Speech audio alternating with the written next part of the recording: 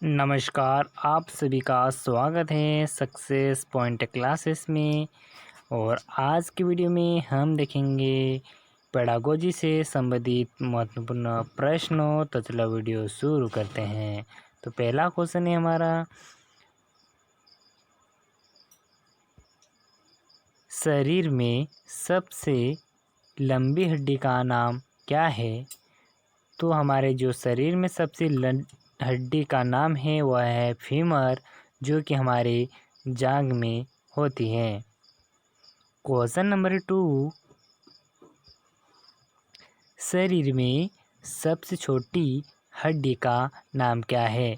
तो हमारे शरीर की सबसे स्मॉल हड्डी का नाम है स्टिपीज, जो हमारे कानों में होती हैं। क्वेश्चन नंबर 3, शरीर में सबसे मजबूत हड्डी का नाम क्या है? तो जो हमारे शरीर की सबसे मजबूत हड्डी का नाम है मंडीबल, जो कि जबड़े में होती है। क्वेश्चन नंबर 4, जन्म के समय नवजात शिशु की त्वचा का रंग कैसा होता है?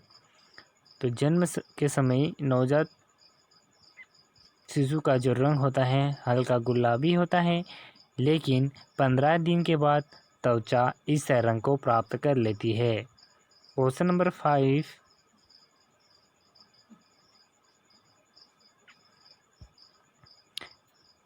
नवजात शिशु कितने घंटे सोता है? तो जो नवजात शिशु है वो 18 से 20 घंटे, किंतु वह हर 2 घंटे में जागकर अपनी मांसपेशियों को घुमाता है।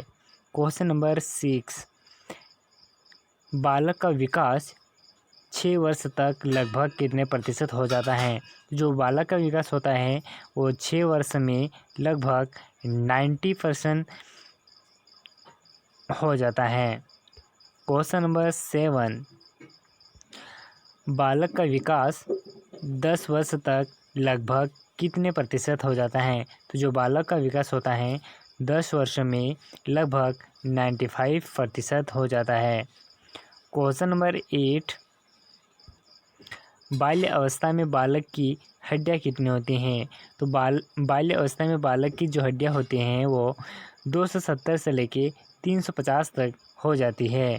क्वेश्चन नंबर 9, निःशुल्क एवं बाल शिक्षा का अधिकार एवं अधिनियम 2019 का विस्तार से किस राज्य में नहीं हुआ है? तो जम्मू कश्मीर में यह अधिनियम नहीं हुआ है। क्वेश्चन नंबर 10, शिक्षा का अधिकार 2019 के तहत निजी विद्यालय को कितने प्रतिशत सीट आरक्षित करना अनिवार्य होगा? तो 25% सीट आरक्षित करना अनिवार्य है। क्वेश्चन नंबर 11, 25 से कम बुद्धि वाला बालक क्या कहलाता है? तो 25 से कम बुद्धि वाला बालक जड़ कहलाता है। क्वेश्चन नंबर 12, यौन यदि समस्त जीवन का नहीं तो किशोरावस्था का अवश्य ही मूल तत्व है, यह किसने कहा? तो यह रास ने कहा था। क्वेश्चन नंबर 13, कुशाग्र बुद्धि अथवा प्रतिभावान बालक वह है जो निरंतर किसी भी उचित कार्य क्षेत्र में अपनी अद्भुत कार्य कुशलता अथवा प्रवीणता का परिचय देता है।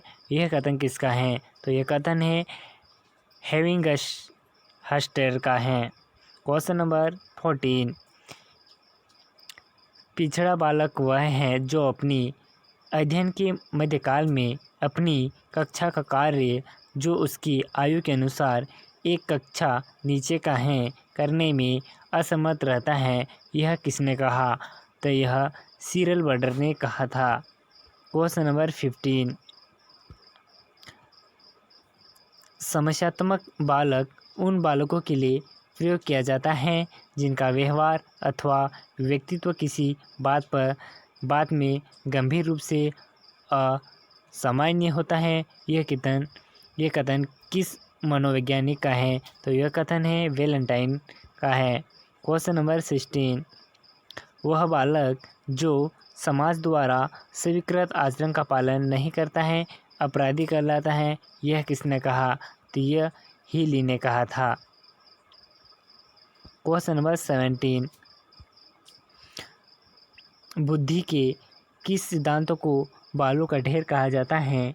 तो बुद्धि के किस सिद्धांतों को बालों का ढेर कहा जाता है? तो वह है बहुत्व सिद्धांतों को बालों का ढेर कहा जाता है। क्वेश्चन नंबर 18, व्यक्ति के चेहरे को देखकर उसकी बुद्धि का पता लगाया जा सकता है। यह कथन किसका है? तो यह कथन है लेवेंटर का।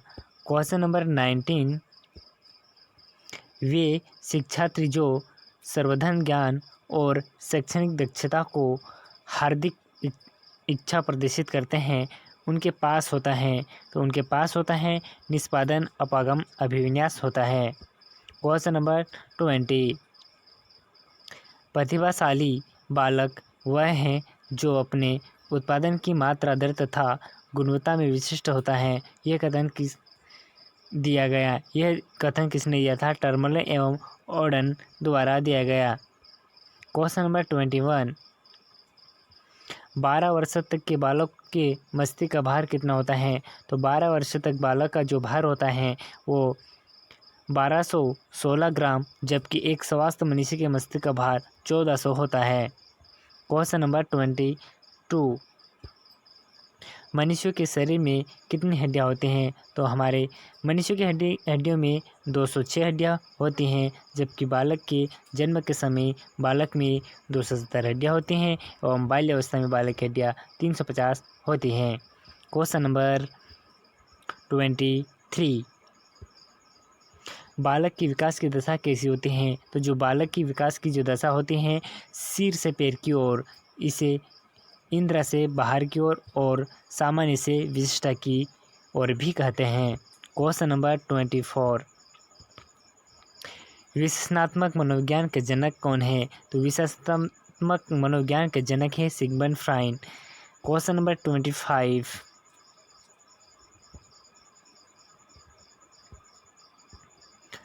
तूफान की अवस्था किसे कहा जाता है? तो किसरा अवस्था को तूफान की अवस्था कहा जाता है।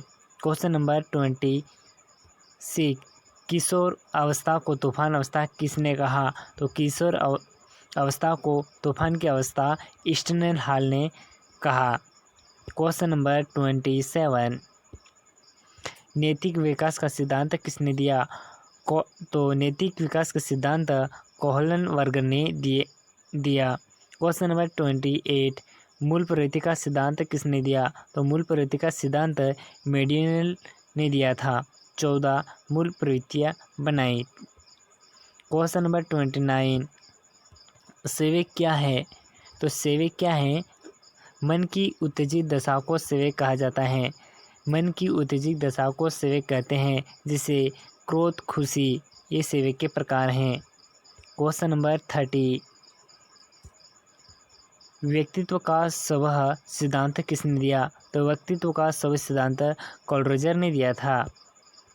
क्वेश्चन नंबर 31, वह स्तर जिसमें बच्चा किसी वस्तु एवं घटना के बारे में तार्किक रूप से सोचना शुरू करता है उसे कौन सी अवस्था कहा जाता है? तो इस अवस्था को मृत्यु क्रियात्मक अवस्था कहा जाता है। क्वेश्चन नंबर 32, सृजनात्मक मुख्य रूप से किससे संबंधित है? तो सृजनात्मक मुख्य रूप से अपसारी चिंतन से संबंधित है। क्वेश्चन नंबर 33, चिंतन अनिवार्य रूप से क्या है? तो चिंतन अनिवार्य रूप से संज्ञानात्मक गतिविधि है।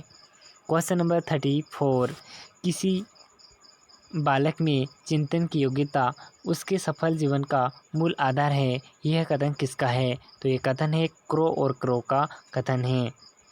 क्वेश्चन नंबर 35,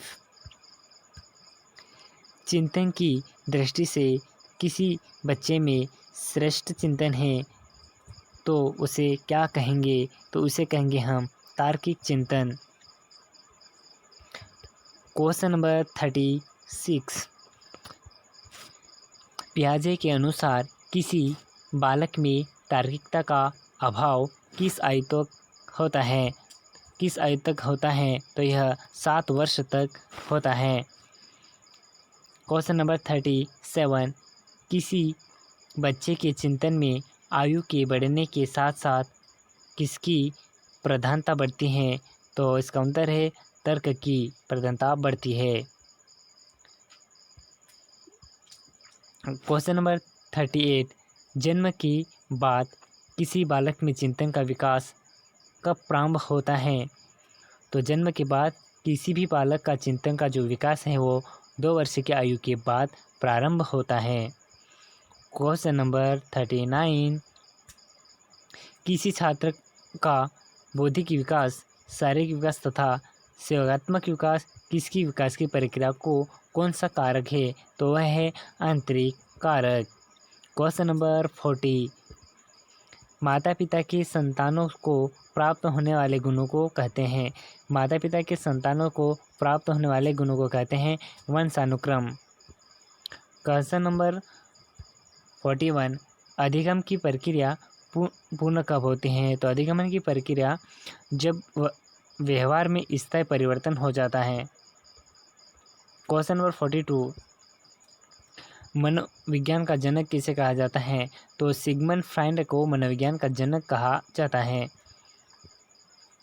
क्वेश्चन नंबर 43, अंधों की लिपि के जनक किसे कहा जाता है? तो अंधों की लिपि के जनक को ल्यूइंग ब्रेन को कहा जाता है। क्वेश्चन नंबर 44, अंधों के लिए ल्यूइंग ब्रेन ने कौन सी लिपि का प्रतिपादन किया था? तो अंधों के लिए ल्यूइंग ब्रेन ने ब्रेन लिपि का उत्पादन किया था।